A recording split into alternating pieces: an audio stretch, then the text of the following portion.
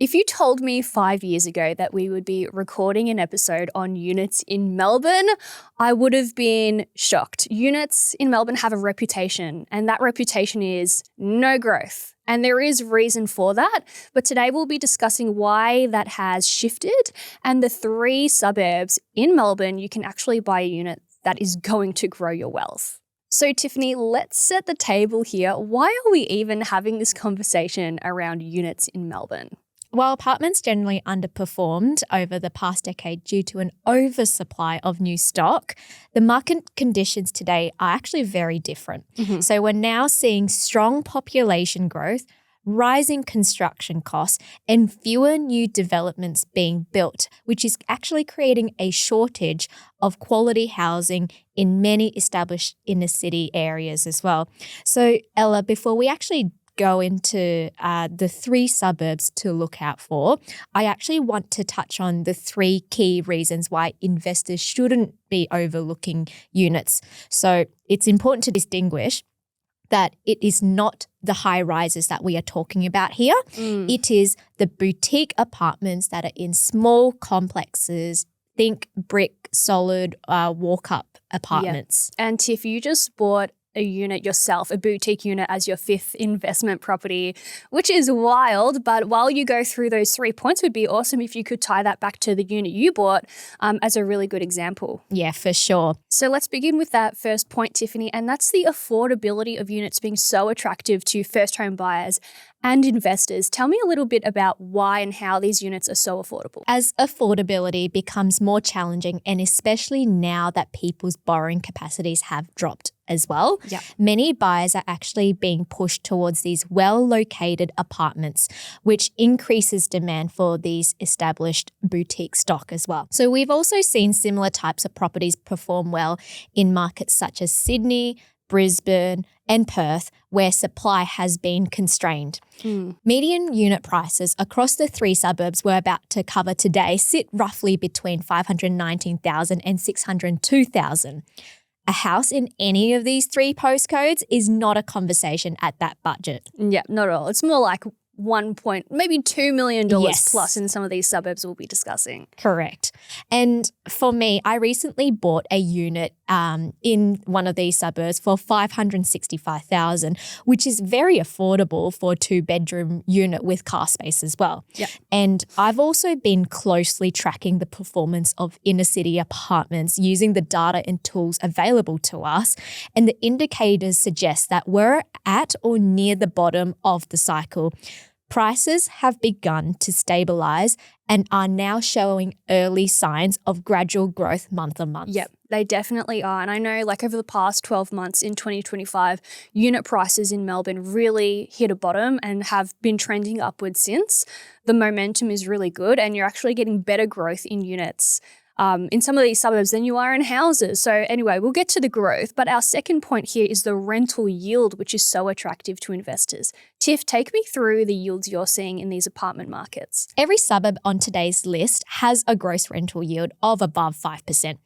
2 of them are actually pushing about 5.8% Nice. at the time of recording as well. And this is the bit I want people to sit with. So the yield matters less when investors could get negative gearing, but now everyone's more conscious about their cash flow. They're looking for higher rental yields. So that's either pushing people to regional markets to buy a house with a better yield, or the apartment unit markets around the major capital cities. And now our third point, which is replacement costs. Tiff, can you take me through how it looks like to build or develop a new unit versus what you can buy one for right now? Yeah, I actually find this point the most compelling as well, because a brand new off-the-plan apartment in these suburbs is at least $750,000. Yeah, absolutely. We're saying buy the established stock in the same suburb for $600K or less. So that is $150K less than a brand new apartment. Absolutely. So the developers cannot build it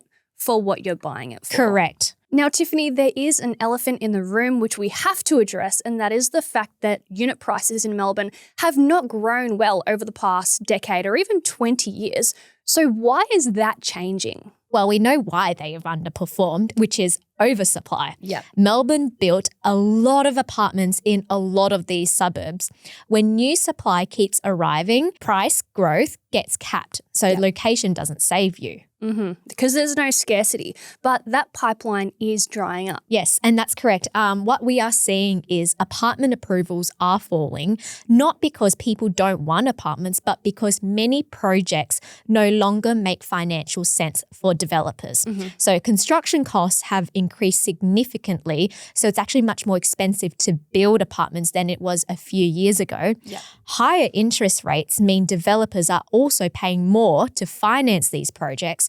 On top of that, labour shortages and rising costs are causing many developments to be delayed or cancelled altogether. And at the same time, Victoria's population grew by more than 122,000 people last year.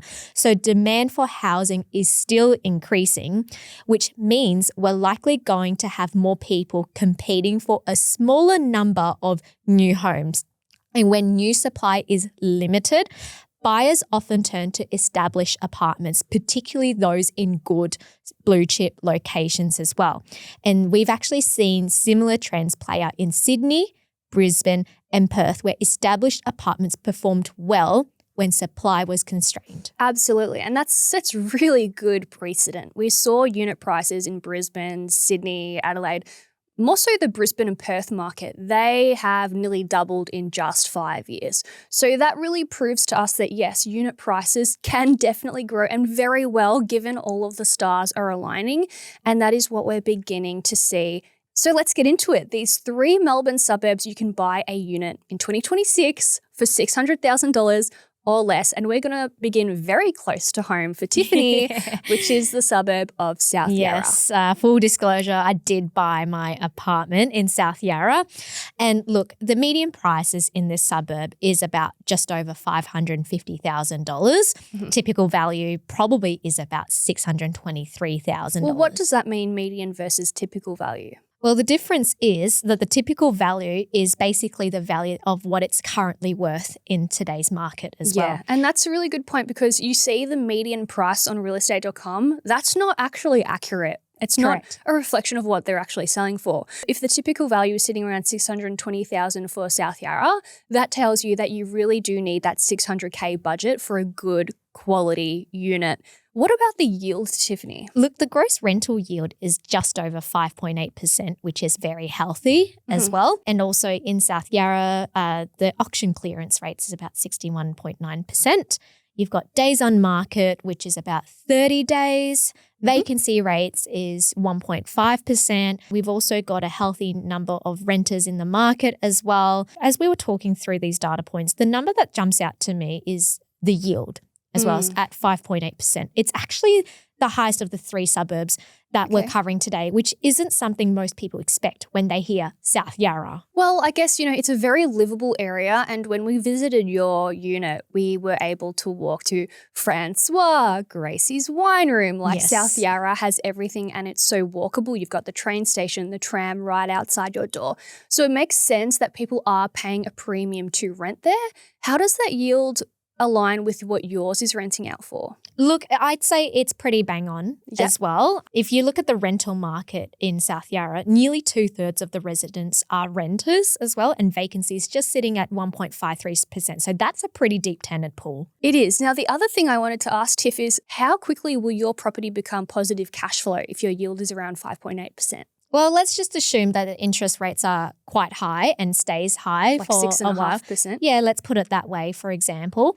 My estimate, if based on how quickly the rents are increasing at the moment, I would say it would take me about just under 5 years for it to Not bad. Which is not bad in today's high interest rates environment as well. Now, Tiffany, one red flag I have for South Yarra is the fact that when you're closer to the train station and Chapel Street, you have a lot of high-rise apartment blocks. Would you buy one of those types of apartments? Not at all. So the most important thing is distinguishing between the high-rise and the boutique apartments. I would not touch the high-rises. Why is that? It's because with those apartments, there's a lot of maintenance costs, which means there's higher body corporate fees as well, and it's not scarce at all.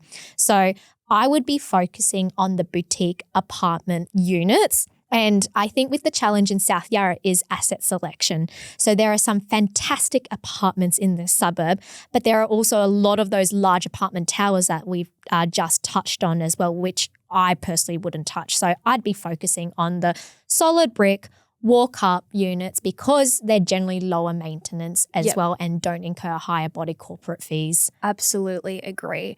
Now let's bring it to suburb number 2, which is actually north side, and that is the suburb of Brunswick. Yes, so the median in Brunswick is just over $600,000. The typical value is about $625,000. Gross rental yield is just over 5% for this one, but the days on market we're seeing is 7 days, which is very quick, and the vacancy rates are relatively low at 1.15% as well. 7 days to sell a unit. That's just wild. Like that's the sort of thing you see or we saw in Perth, for example. Like that's incredibly quick. And that tells you that there is a lot of demand. It tells you that the area has gentrified. I mean, we already know that, but people really are seeking out the livability of Brunswick, which is fantastic for that suburb. But yeah, 7 days is just insane. Yes, and you pair that with the negative vendor discount of 0.39%, which means sellers are generally achieving at or above their asking price in this suburb at the moment. Okay, so what's the trade-off of buying a unit in Brunswick? Between the price and the yield, right? So Brunswick has the highest median value of the 3 suburbs and the lowest yield is at 5.06. So you're paying more for that demand profile. Yeah, and you're getting a lower yield. Correct. I do feel like it's more of an owner-occupier type market though. That's correct. Yeah. And that's why you're paying like more essentially for the demographic and the demand profile in that suburb. Absolutely. Now, suburb number 3, and we're in the southeast this time. It is the suburb of St Kilda, and I feel like there is a lot of hype around St Kilda amongst investors and buyer agencies from interstate. I will say St Kilda loses a point for having so many English backpackers. Tiff, what's the Nothing against them though. There's just a lot. Like you feel like you've been transported to London when you go to St Kilda. Anyways, what's the data points that's actually attractive here? Look, what stands out about St Kilda is the entry price. So at just over $519,000, St Kilda is the cheapest of the 3 suburbs that we're discussing today, but still producing a healthy rental yield of 5.81%, which is very similar to South Yarra. So from a price to income perspective, it's quite attractive. And what we've noticed over the past 6 months, investors really are targeting the most affordable stock. So that makes sense that we're seeing a lot of demand in St Kilda, and the yield 5.8%, very healthy. You're likely to be cash flow positive within 5 years' time. So that's why we're seeing a lot of demand there. Yeah. And look, we've been actively sourcing around Melbourne's inner city apartment markets. And compared to 12 months ago, we're seeing stronger inquiry levels and more competition for quality boutique apartments. That's not unique to St Kilda, but it's something that we're observing across a number of inner ring suburbs like St Kilda. And what's driving that, Tiff? One of my first points was affordability. So affordability is a factor into this. So as houses becoming more harder to access and borrowing capacities remain constrained, apartments become more of a realistic option for many buyers. So St Kilda, as an example, remains one of the most affordable entry points into Melbourne's inner ring. I agree with that completely, but would you personally live in St Kilda, Tiff? For me, St Kilda's an interesting market to watch. It has the lowest entry price of the 3, a strong rental yield and solid demand indicators, but it's not moving as quickly as somewhere like Brunswick, as an example. But in terms of if I live there, look, there are different pockets of St Kilda where I would personally avoid, like Grey Street, for example. I don't see St Kilda being like a bad option to live in at all. Like, so I would say St Kilda West a lot more attractive for home buyers, but like it's more expensive. You've got that premium. But yeah, walking around St Kilda, I just feel like it's not as safe as the other 2 suburbs we've mentioned. I think it all comes down to like the pockets that you're buying in. Absolutely agree. Yeah. Yep. So 3 different suburbs, 3 different risk return profiles. Yes, exactly. So South Yarra is really a tenant demand story. Brunswick is more of a scarcity and competition story, and St Kilda is probably the value play of the three. But the bigger question is, why are we talking about Melbourne units? Let's really conclude that for the listeners. Yes, because for a long time, apartments have been the forgotten asset class. The question isn't whether every apartment will perform well. They won't. The question is whether the conditions that held this asset class back over the last decade are now starting to change. So that brings us into our bigger picture. So Tiffany, what's the one takeaway or the bullish case for units? Yeah, look, the way I see this, the investment case for boutique apartments comes down to supply and demand. New apartment supply is becoming harder to deliver because construction costs, labour costs, and finance costs have increased significantly. At the same time, you can't create more land in established inner ring suburbs. And from a demand perspective, Melbourne continues to attract strong population growth, which means more people competing for housing. We're also seeing affordability becoming a bigger challenge and borrowing capacities remain lower than they were a few years ago.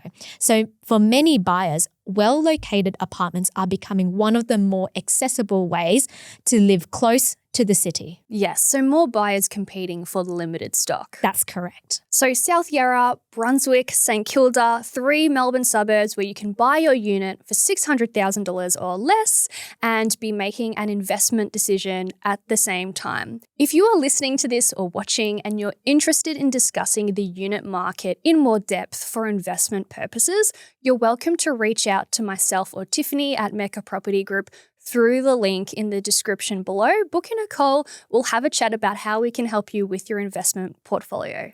Thank you, Tiffany, for coming on. Thank you so much. Chat next time. Bye for now.